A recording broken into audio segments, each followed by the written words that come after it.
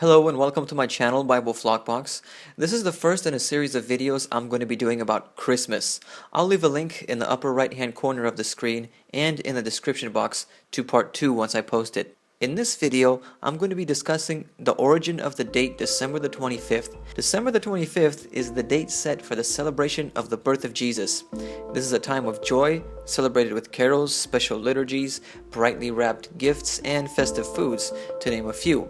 But it has been apparent to many that December the 25th is not Jesus' actual birth date. For instance, there is no date set in the New Testament for the nativity of Jesus. And there is no mention of the birth of Jesus being celebrated at all throughout the entire New Testament. In fact, no historical evidence exists for the date of Jesus' birth until 200 years after his death.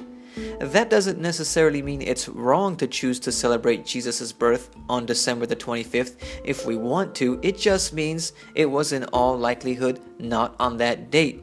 As a matter of fact, I'm 100% sure Jesus was not born on December the 25th. For example, Luke chapter 2 verse 8 tells us that during the night of Jesus' birth, shepherds were watching over their flock in the field. Late December in the winter is a rather cold and rainy time of the year in Bethlehem, so it is highly unlikely that Jesus' birth took place at that time, because shepherds prefer to keep their flocks in the stable when it's cold and rainy. Even prominent Christians of the 2nd century estimated the date of Jesus' birth to be no later than April the 21st, according to this excerpt from an online article by Bible History Daily.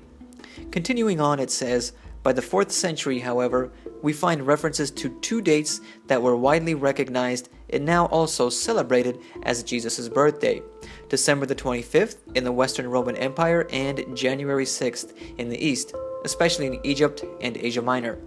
The modern Armenian Church continues to celebrate Christmas on January the 6th.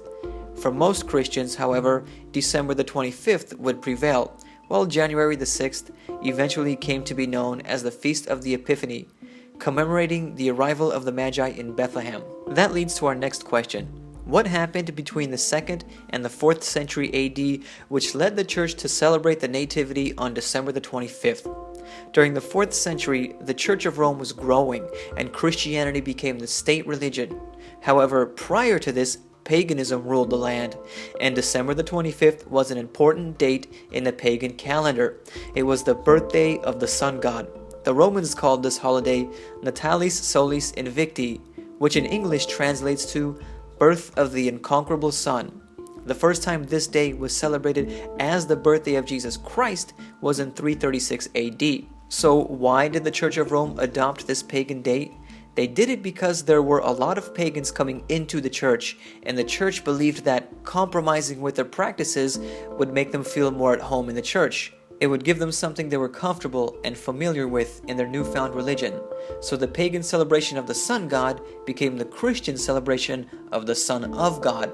That is where the date December the 25th came from. Now, as I said before, just because this date has pagan origins doesn't necessarily mean we can't celebrate the birth of Jesus on it, as long as you do it with the right focus, keeping your celebration focused on Jesus Christ. If we choose to celebrate the birth of Jesus, it really doesn't matter what day we do it on, since no one really knows the exact date.